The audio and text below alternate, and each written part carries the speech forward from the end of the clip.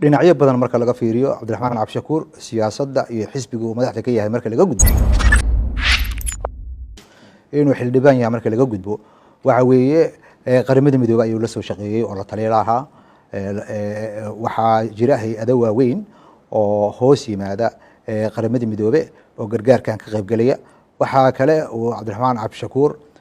ka mid ahaa siyaasiyiinta farakutiriska ah ee carabiga sida weyn uga hadla hadda ka hor waxa uu shir gudoomiyay asagoo mathalaya dawladda Soomaaliya shir lagu qabtay Qaahira oo golaha wasiirada ee Carabta ay ka qayb galeen marka waxa weeye saaxiibo badanna dalalka Carabta waa ku leeyahay dalalka Carabtana hadda ugu badan dalalka deeqda Soomaaliya soo gaarsiiyay markay abaartani dhacday marka la fiiriyo shakhsi ahaan marka la fiiriyo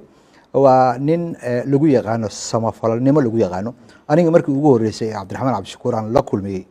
waxa ay ahayd London masaajid ay community Soomaaliya iyo dad Carbeed lacag isku darsadeen oo ay ka fureen meel bariga London ah ayaa waxa dhacday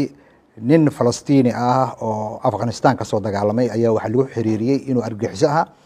ninkii waa la xiray masaajidkiina dawladda Ingiriiska la wareegtay waxa uu kamid ahaa dadkii abaabulay in dawladda Ingiriiska maxkamad la geeyo sidii loogu soo celin lahaa masaajidkii gacanta maxaan ku iraahdaa jaaliyadihii muslimka ah oo ay Soomaalida ka mid ahayd wuxuuna ahaa gudoomiyihii ugu horeeyay masaajidka maareeyay